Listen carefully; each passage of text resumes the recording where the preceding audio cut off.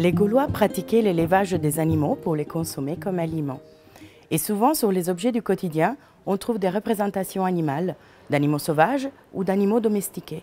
Je vous propose d'aller à la rencontre d'une experte pour mieux comprendre la question du bestiaire gaulois. Bonjour Héloïse.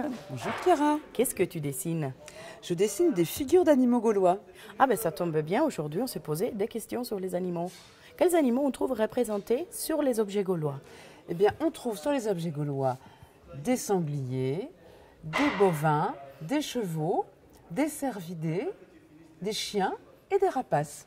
Donc des animaux sauvages et des animaux domestiqués. Voilà, les deux, à part égale d'ailleurs. Ah, c'est intéressant.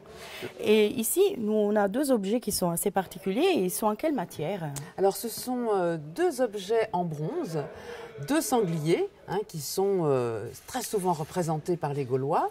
Et je les dessine justement pour comprendre quelles sont les façons de les représenter. Voilà. Par exemple, tu vois celui du bas, il est représenté en entier. Donc c'est ce qu'on appelle une sculpture en ronde bosse parce qu'on peut en faire le tour. Et cet animal, on voit qu'il est représenté prêt à l'attaque avec la crête hérissée et le museau tendu. L'autre, c'est une autre technique de la tôle qu'on appelle chaudronnée, c'est de la chaudronnerie. Oui.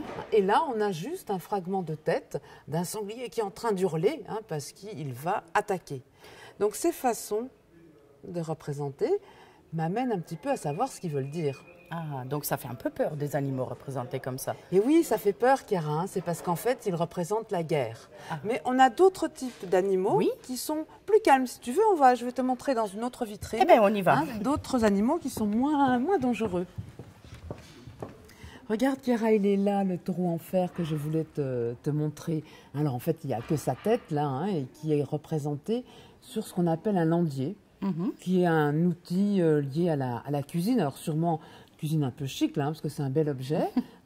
Et cet objet, il fonctionne, en fait, il y a deux landiers qui se ressemblent. Et toi, il y a des petits trous partout. Oui.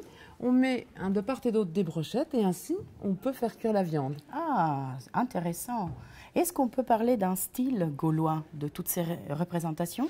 Oui, regarde.